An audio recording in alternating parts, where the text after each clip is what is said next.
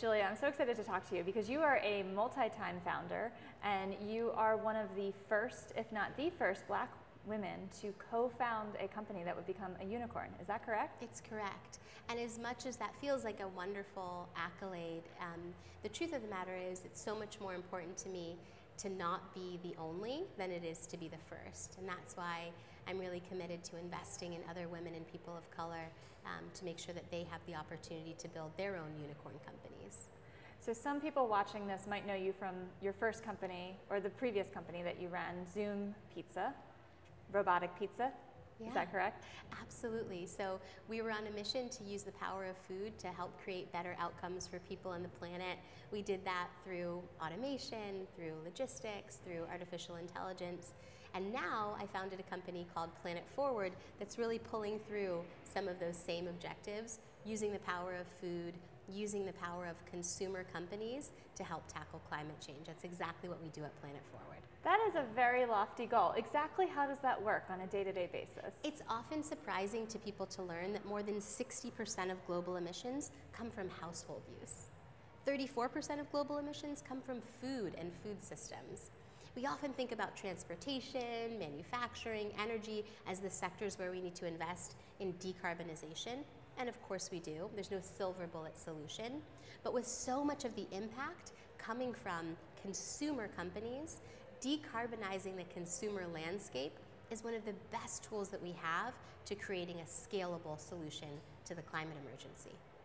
So are you B2B or B2C? We're B2B, yeah. So we help consumer brands to measure, reduce, and neutralize their carbon emissions. We work with companies like Cliff Bar, Just Salad, Pangaya, and we help them to understand across all of their scopes, 1, 2, and 3, and even down to the product level, exactly what their emissions are, where they're coming from, how to reduce them, and how to get on a path to net zero.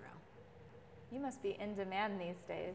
Well, I will say the market timing is pretty remarkable. We're thinking about the SEC climate rule. You know, we saw the first glimpse of that a few months ago, requiring companies to report out on scopes 1, 2, and 3 where material.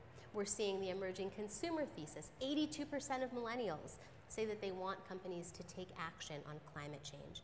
And then the investor landscape, you know, companies being able to access debt and financial instruments at preferential rates when they have strong ESG narratives. So we're seeing a convergence of market dynamics that are really creating the right conditions for customers to want to address climate change.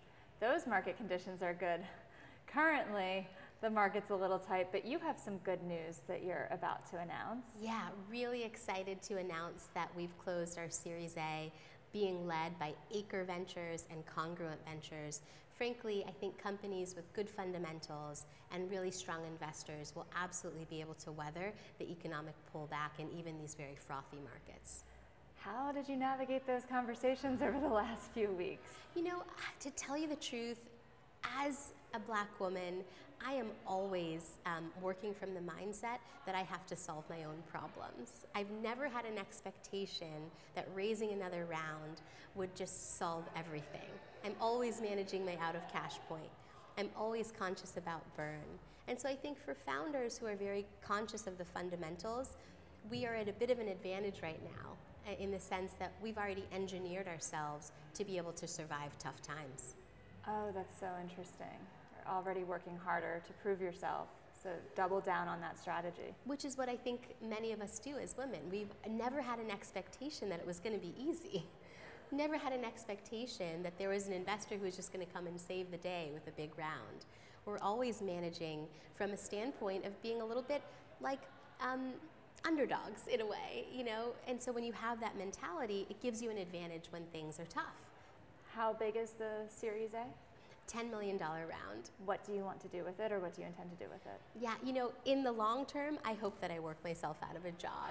I hope that we're so successful in helping everyone to decarbonize their companies that there'll no longer be a need for our service. Unfortunately, it's going to take a while to get there. So this Series A allows us to really double down on our technology. We're doubling down on the development of our data and the development of our climate science team. And we believe that the market will really reward us for having very high quality. When it comes to carbon management, it's so important that we're delivering high quality, high integrity solutions for our customers so that we can really empower them to address climate change.